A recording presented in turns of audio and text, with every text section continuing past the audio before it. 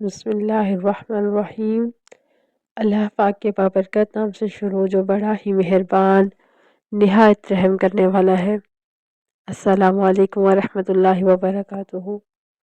عزیز دوستو، کیا آپ تصور کر سکتے ہیں ایک ایسا وقت جب مسلمان 3 سال تک بھوکے رہے، جب بچوں کے رونے کی آوازیں وادیوں میں گونجتی رہیں، اور جب ایمان کو بھوک، تنہائی اور ظلم سے آزمایا گیا۔ عزیز دوستو، آج ہم بات کریں گے اسلام کے اس تاریخی دور کی جب ایمان واقعی میں آزمایا گیا۔ حبشہ کی ہجرت اور شیخ ابی طالب کا محاصرہ۔ اللہ تعالیٰ قرآن پاک میں ارشاد فرماتے ہیں، کیا لوگ یہ گمان کرتے ہیں کہ وہ صرف یہ کہہ دینے پر چھوڑ دیے جائیں گے کہ ہم ایمان لائے اور ان کی آزمائش نہیں ہوگی۔ عزیز دوستو، یہ آیت اس دور کی مکمل تصویر پیش کرتی ہے جب مکہ میں ایمان لانے والوں کو سخت ترین آزمائشوں سے گزارا گیا۔ یہ صرف ایک تاریخی واقعہ نہیں بلکہ ایمان کی وہ قیمت ہے جو پہلی نسل نے ادا کی۔ آج ہم بات کریں گے حبشہ کی ہجرت اور شیخ ابی طالب کے محاصرے کی مکمل داستان پر، کیونکہ جب ایمان آزمایا جاتا ہے تو پھر تاریخ بنتی ہے۔ مسلمانوں کو اور ان کے سردار فخر دو عالم صلی اللہ علیہ وآلہ وسلم کو جب کفار سے تکلیف پہنچتی رہی اور آئے دن ان میں بجائے کمی کے مزید اضافہ ہوتا گیا، تو حضور صلی اللہ علیہ وآلہ وسلم نے صحابہ کرام رضی اللہ تعالیٰ عنہ کو اس کی اجازت فرما دی کہ وہ یہاں سے کسی دوسری جگہ چلے جائیں، تو بہت سے حضرات نے حبشہ کی ہجرت فرمائی۔ حبشہ کے بادشاہ اگرچہ نصرانی تھے اور اس وقت تک مسلمان نہ ہوئے تھے، مگر ان کے رحم دل اور منصف مزاج ہونے کی ہر طرف شہرت تھی۔ چنانچہ نبوت کے 5ویں برس رجب کے مہینے میں پہلی جماعت کے 11 یا 12 مرد اور 4 سے 5 عورتوں نے حبشہ کی طرف ہجرت کی۔ مکہ والوں نے ان کا پیچھا بھی کیا کہ یہ وہاں نہ جا سکے، مگر یہ لوگ ہاتھ نہ آئے۔ وہاں پہنچ کر ان کو یہ خبر ملی کہ مکہ والے سب مسلمان ہو گئے اور اسلام کو غلبہ ہو گیا۔ اس خبر سے یہ حضرات بہت خوش ہوئے اور اپنے وطن واپس آ گئے، لیکن مکہ مکرمہ کے قریب پہنچ کر معلوم ہوا کہ یہ خبر غلط تھی اور مکہ والے اسی طرح بلکہ اس سے بھی زیادہ دشمنی اور تکلیفیں پہنچانے میں مصروف ہیں، تو بڑی دقت ہوئی۔ ان میں سے بعض حضرات تو وہیں سے واپس ہو گئے اور بعض کسی کی پناہ لے کر مکہ مکرمہ میں داخل ہوئے۔ یہ حبشہ کی پہلی ہجرت کہلاتی ہے۔ اس کے بعد ایک بڑی جماعت نے جو کہ 83 مردوں اور 18 عورتیں بتلائی جاتی ہیں، متفرق طور پر ہجرت کی اور یہ حبشہ کی دوسری ہجرت کہلاتی ہے۔ بعض صحابہ کرام نے دونوں ہجرتیں کی اور بعض نے ایک۔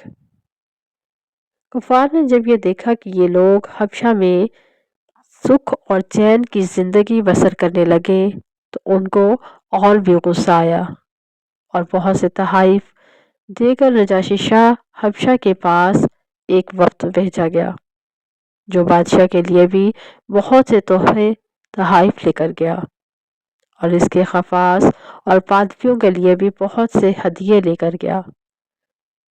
جا کر اول حکام اور پادریوں سے ملا اور ہدیے دے کر ان سے بادشاہ کے ہاں اپنی سفارش کا وعدہ لیا، اور پھر بادشاہ کی خدمت میں یہ وفد حاضر ہوا۔ اول بادشاہ کو سجدہ کیا اور پھر تحفے پیش کر کے اپنی درخواست پیش کی، اور رشوت خور حکام نے ان کی تاکید کی۔ انہوں نے کہا کہ اے بادشاہ، ہماری قوم کے چند بے وقوف لڑکے اپنے قدیمی دین کو چھوڑ کر ایک نئے دین میں داخل ہو گئے ہیں، جس کو نہ ہم جانتے ہیں اور نہ ہی آپ جانتے ہیں، اور آپ کے ملک میں آ کر رہنے لگے ہیں۔ ہم کو شرفائے مکہ نے اور ان لوگوں کے باپ، چچا اور رشتہ داروں نے بھیجا ہے کہ ان کو واپس لائیں۔ آپ ان کو ہمارے سپرد کر دیں۔ بادشاہ نے کہا کہ جن لوگوں نے میری پناہ پکڑی ہے، بغیر تحقیق ان کو حوالے نہیں کر سکتا۔ اول ان سے بلا کر تحقیق کر لوں، اگر یہ سچ ہوا تو حوالے کر دوں گا۔ چنانچہ مسلمانوں کو بلایا گیا۔ مسلمان اول تو بہت پریشان ہوئے کہ کیا کریں، مگر اللہ پاک کے فضل نے مدد کی اور ہمت سے یہ طے کیا کہ چلنا چاہیے اور صاف بات کہنا چاہیے۔ بادشاہ کے ہاں پہنچ کر سلام کیا۔ کسی نے اعتراض کیا کہ تم نے بادشاہ کو آداب شاہی کے موافق سجدہ نہیں کیا۔ ان لوگوں نے کہا کہ ہمیں ہمارے نبی صلی اللہ علیہ وآلہ وسلم نے اللہ پاک کے سوا کسی کو سجدہ کرنے کی اجازت نہیں دی۔ اس کے بعد بادشاہ نے ان سے حالات دریافت کیے۔ حضرت جعفر رضی اللہ تعالیٰ عنہ آگے بڑھے اور فرمایا کہ ہم لوگ جہالت میں پڑے ہوئے تھے، نہ اللہ پاک کو جانتے تھے اور نہ اس کے رسولوں سے واقف تھے۔ پتھروں کو پوجتے تھے، مردار کھاتے تھے، ہر برے کام کرتے تھے، رشتے ناتوں کو توڑتے تھے، ہمیں قوی و ضعیف کے ہلاک کر دیا جاتا تھا۔ ہم اسی حال میں تھے کہ اللہ پاک نے اپنا ایک رسول بھیجا جس کے نسب کو، اس کی سچائی کو، اس کی امانت داری کو، پرہیزگاری کو ہم خوب جانتے ہیں۔ اس نے ہم کو ایک اللہ وحدہ لا شریک لہ کی عبادت کی طرف بلایا اور پتھروں اور بتوں کے پوجنے سے منع فرمایا۔ اس نے ہم کو اچھے کام کرنے کا حکم دیا اور برے کاموں سے منع کیا۔ اس نے ہم کو سچ بولنے کا حکم دیا، امانت داری کا حکم دیا، صلہ رحمی کا حکم دیا، پڑوسی کے ساتھ اچھا برتاؤ کرنے کا حکم دیا، نماز، روزہ، صدقات و خیرات، ان تمام چیزوں کا ہمیں حکم دیا اور اچھے اخلاق تعلیم کیے۔ زنا، بدکاری، جھوٹ بولنا، یتیم کا مال کھانا، کسی پر تہمت لگانا اور اس قسم کے تمام برے اعمال سے منع فرمایا۔ ہم کو قرآن پاک کی تعلیم دی اور ہم اس پر ایمان لائے اور اس کے فرمان کے تعمیل کی، جس پر ہماری قوم ہماری دشمن ہو گئی اور ہم کو ہر طرح سے ستایا گیا۔ ہم لوگ مجبور ہو کر آپ کی پناہ میں اپنے نبی صلی اللہ علیہ وآلہ وسلم کے ارشاد سے آئے ہیں۔ بادشاہ نے کہا کہ جو قرآن پاک تمہارے نبی صلی اللہ علیہ وآلہ وسلم لے کر آئے ہیں وہ کچھ مجھے بھی سناؤ۔ حضرت جعفر رضی اللہ تعالیٰ عنہ نے سورہ مریم کی اول کی آیتیں پڑھی، جس کو سن کر بادشاہ بھی روح دیا اور اس کے پادری بھی جو کثرت سے موجود تھے۔ سب کے سب اس قدر روئے کہ ان کی داڑھیاں مبارک تر ہو گئیں۔ اس کے بعد بادشاہ نے کہا کہ خدا کی قسم، یہ کلام اور جو کلام حضرت موسیٰ علیہ السلام لے کر آئے تھے ایک ہی نور سے نکلے ہیں۔ بادشاہ نے ان تمام لوگوں سے صاف انکار کر دیا۔ بادشاہ نے کہا کہ خدا کی قسم، یہ کلام اور حضرت موسیٰ علیہ السلام کا کلام ایک ہی نور سے ہے۔ ان لوگوں سے صاف انکار کیا کہ میں ان کو تمہارے حوالے نہیں کر سکتا۔ وہ لوگ بڑے پریشان ہوئے کہ بڑی ذلت اٹھانا پڑی۔ آپس میں صلاح کر کے ایک شخص نے کہا کہ کل میں ایسی تدبیر کروں گا کہ بادشاہ ان کی جڑیں خود ہی کاٹ دے گا۔ ساتھیوں نے کہا کہ ایسا نہیں ہوتا، یہ لوگ اگرچہ مسلمان ہو گئے مگر پھر بھی رشتہ دار ہیں، مگر وہ نہ مانا۔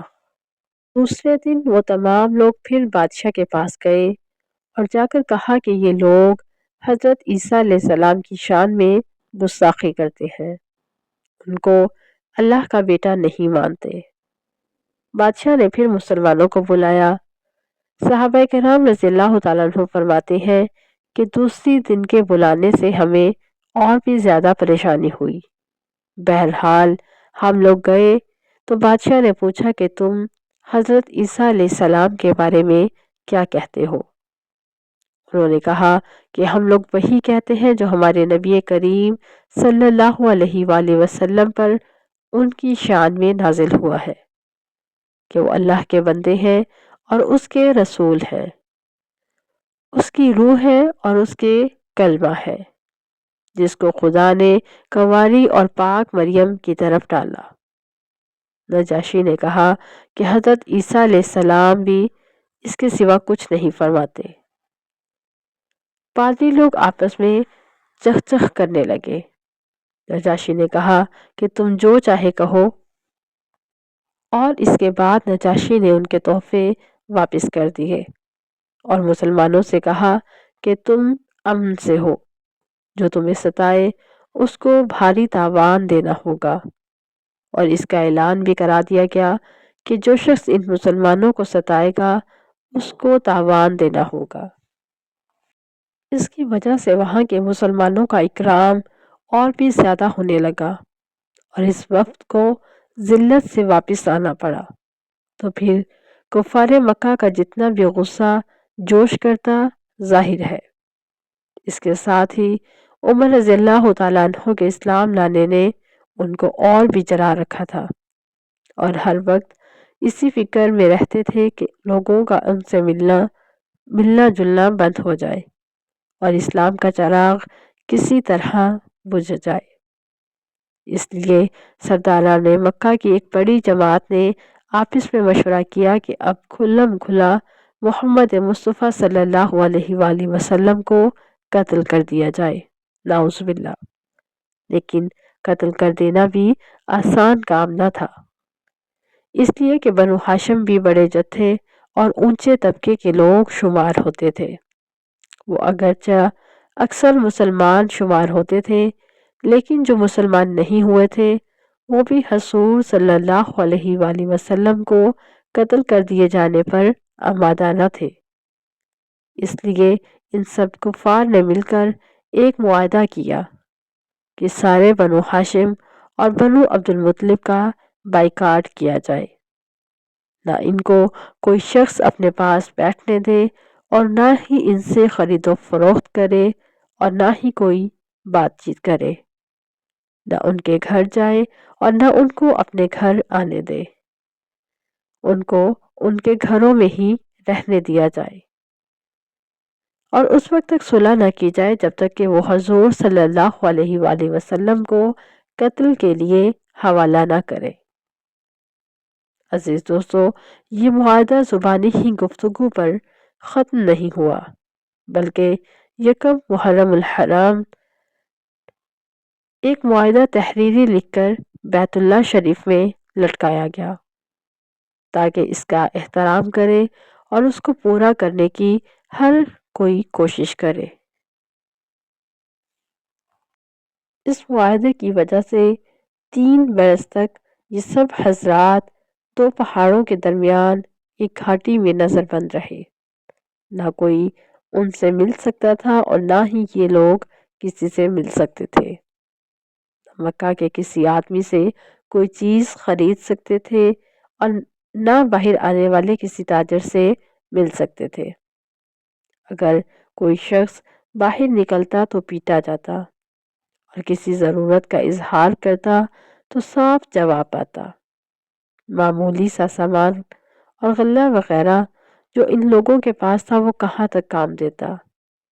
آخر فاقوں پر فاقے گزرنے لگے، عورتیں اور بچے بھوک سے بےتاب ہو کر روتے اور چلاتے۔ شیب کے معنی ہے گھاٹی، یعنی دو پہاڑوں کے درمیان کی کھلی جگہ۔ مکہ شریف پورا ہی پہاڑی علاقہ ہے اور یہاں کئی گھاٹیاں ہیں۔ شیب ابی طالب حضرت ہاشم کی ملکیت تھی۔ ان سے حضرت عبدالمطلب اور پھر ابو طالب کی ملک ہوئی اور اسی وجہ سے اسے شیب ابی طالب کہتے ہیں۔ یہ گھاٹی دو وجہ سے مشہور ہوئی، ایک تو یہاں مسلمانوں کا محاصرہ یعنی گھیراؤ ہوا، اور دوسرا یہیں سے مصطفیٰ صلی اللہ علیہ وآلہ وسلم کا سفر معراج کے لیے تشریف لے گئے۔ یہ گھاٹی بیت اللہ شریف کے بالکل قریب تھی۔ ایک جدید تحقیق کے مطابق اس کا محل وقوع یوں ہے کہ جبل ابو قبیس اس شیب کے بائیں جانب اور خنادم اس کے دائیں جانب واقع ہے۔ یہ گھاٹی بیت اللہ شریف سے تقریباً 300 میٹر دور اونچائی پر واقع ہے۔ حضرت ہاشم کا کھدوایا ہوا کنواں بئر بزر اس گھاٹی کے دہانے یعنی شروع میں واقع ہے۔ اسی کنویں سے اہل شیب کی پانی کی ضرورت پوری ہوتی تھی اور اسی گھاٹی میں والد مصطفیٰ حضرت عبداللہ رضی اللہ تعالیٰ عنہ کا مکان بھی تھا۔ بعد میں خلیفہ ہارون الرشید کی والدہ نے اس مکان کو مسجد میں تبدیل کروا دیا۔ جدید دور کے توسیعی کاموں کی وجہ سے یہ گھاٹی ابھی باقی نہیں رہی۔ اب یہاں ایک وسیع میدان موجود ہے۔ شیب میں چلے جانے کے بعد مشرکین کو احساس ہوا کہ رسول اللہ صلی اللہ علیہ وآلہ وسلم کے ساتھ موجود افراد انہیں کسی بھی وقت اکیلا نہیں چھوڑیں گے۔ اگر انہوں نے کوئی ناپاک جسارت کی تو خون کی ندیاں بہہ جائیں گی، اور یوں انہوں نے اس مسئلے سے نمٹنے کے لیے خیف بنی کنانہ کے مقام پر اجلاس فرمایا۔ نبی کریم صلی اللہ علیہ وآلہ وسلم حج فرمانے کے بعد اسی جگہ پر آ کر قیام فرما ہوئے جہاں کافروں نے یہ معاہدہ کیا تھا۔ اس جگہ قیام فرمانے کی ایک وجہ یہ بھی ہو سکتی ہے کہ رب کی قدرت کو ظاہر کرنا تھا کہ یہی وہ مقام ہے، یہی وہ جگہ ہے جہاں کافروں نے مسلمانوں کو ختم کرنے کے لیے قسمیں کھائی تھی، اور آج ان سب جگہوں پر مسلمان فاتح تھے اور ان جگہوں کے مالک تھے۔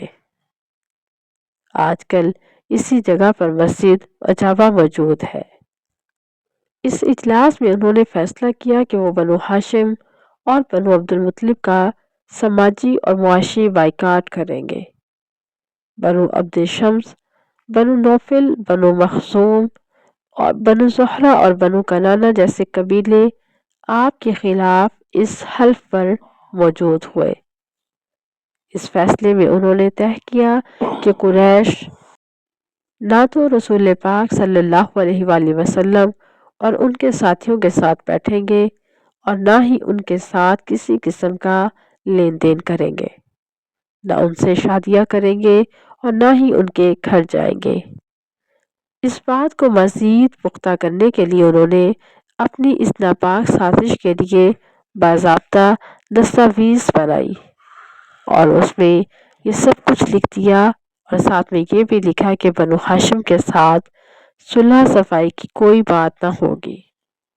سب نے ان شرائط کی پابندی کا وعدہ کیا اور پھر کعبہ شریف کے اندر اس دستاویز کو آویزاں کیا۔ ایک روایت کے مطابق یہ دستاویز ابو جہل کی اپنی ماں کو بحفاظت رکھنے کے لیے دی تھی۔ اعلان نبوت کے 7ویں سال محرم الشریف کے شروع میں اس محاصرے کا آغاز ہوا اور 10ویں سال مسلمان شیب سے نکلے۔ اس طرح پورے 3 سال شیب ابی طالب کے اس دردناک ماحول میں بسر ہوئے۔ بالآخر اللہ پاک نے ایک ایسا انتظام فرمایا کہ یہ معاہدہ خود بخود کالعدم ہو گیا۔ ہوا یہ کہ ایک دن مصطفیٰ صلی اللہ علیہ وآلہ وسلم نے ابو طالب کو بتایا کہ چچا جان، اللہ پاک کے نام کے سوا معاہدے کی تحریر کو دیمک نے چاٹ لیا ہے۔ اب اس میں اللہ پاک کے نام کے سوا باقی کچھ نہیں ہے۔ ابو طالب یہ سن کر حیران ہوئے کہ انہیں کیسے پتہ چلا۔ کہنے لگے کہ یعنی کیا تمہارے رب نے تمہیں بتایا ہے؟ آپ صلی اللہ علیہ وآلہ وسلم نے فرمایا کہ جی ہاں۔ وہ اسی وقت حرم میں گئے اور لوگوں سے کہا کہ اے گروہ قریش، میرے بھتیجے نے مجھے اس طرح خبر دی ہے، تم اپنا معاہدہ لاؤ۔ اگر یہ خبر صحیح نکلی تو تم اس ظلم و ستم سے باز آ جاؤ گے، جبکہ اگر یہ خبر غلط نکلی تو میں اپنے بھتیجے کو آپ کے حوالے کر دوں گا۔ مشرکین نے چونکہ اپنی طرف سے بڑی حفاظت کے ساتھ اس معاہدے کو رکھا تھا، اس لیے وہ یہ سوچ بھی نہیں سکتے تھے کہ معاہدے کو کچھ ہو سکتا ہے، اس لیے بیک زبان کہنے لگے، یعنی جو آپ کہہ رہے ہیں ہم اس پر راضی ہیں۔ پھر انہوں نے جا کر اس معاہدے کو دیکھا تو ان کے ہوش اڑ گئے، کیونکہ جیسا آپ صلی اللہ علیہ وآلہ وسلم نے ارشاد فرمایا تھا، حرف بحرف اسی طرح معاملہ تھا۔ یہ عظیم معجزہ دیکھ کر بھی انہیں حق قبول کرنے کی توفیق نہ ملی، بلکہ کہنے لگے کہ یہ سب ابو طالب کے بھتیجے کے جادو کا کرشمہ ہے۔ کچھ سنگ دل تو بھی اس پیغام پر عمل کرنے کی باتیں کرنے لگے، مگر کچھ ایسے لوگ جو اس ظلم سے نالاں پریشان تھے، وہ آڑے ہوئے اس ظالمانہ محاصرے کا اختتام سوچ رہے تھے۔ اور پھر اس طرح اللہ پاک کے حکم سے اس ظالمانہ محاصرے کا مکمل اختتام ہوا۔ عزیز دوستو، یہ واقعہ جو ہم نے آپ کے ساتھ پیش کیا ہے، اس میں جو بھی کمی کوتاہی ہو اللہ پاک ہمیں اس سے معاف فرمائے۔ اس واقعے کا مطلب، اس ویڈیو کا مطلب ہمیں یہ ظاہر کرنا ہے، ہمیں یہ جاننا ہے کہ انسان نے اور مسلمانوں نے اپنے اس دین کے لیے کتنی تکلیفیں اور مشقتیں اٹھائی ہیں۔ آج وہ دین جو ہمیں ہر گھر بیٹھے مل رہا ہے، آج وہ کامل دین جس کے لیے ہمیں کسی قسم کی قربانی نہیں دینی پڑی۔ اگر ہم پچھلے واقعات اور اس طرح کے تاریخی سوز واقعات کو دیکھیں تو ہم یہ جانتے ہیں کہ اسلام کس طرح حاصل ہوا، اور نبی پاک صلی اللہ علیہ وآلہ وسلم اور تمام صحابہ کرام نے کس قدر تکلیفیں اور مشقتیں اٹھائی ہیں۔ اللہ پاک ہم سب کو اسلام پر عمل کرنے کی توفیق عطا فرمائے، آمین یا رب العالمین۔ آج ہم سب سوچیں اور محسوس کریں تو ہم جانیں گے کہ دین بہت آسان دین ہے، اور نبی پاک صلی اللہ علیہ وآلہ وسلم کی زندگی ہمارے لیے عملی نمونہ ہے۔ بس ہمیں ان سنتوں پر عمل کرنا ہے جو ہمارے نبی پاک صلی اللہ علیہ وآلہ وسلم ہمیں دے کر گئے ہیں۔ ان تمام فرائض، ان تمام حقوق کو ادا کرنا ہے جو ہمارے ذمہ ہے۔ عزیز دوستو، ویڈیو اچھی لگے تو لائک، شیئر اور چینل کو سبسکرائب ضرور کیجیے گا۔ اپنی خاص دعاؤں میں ہمیں بھی یاد رکھیے گا۔ اللہ تعالیٰ ہم سے اس کاوش کو قبول فرمائے اور تمام کمی کوتاہی کو معاف فرمائے۔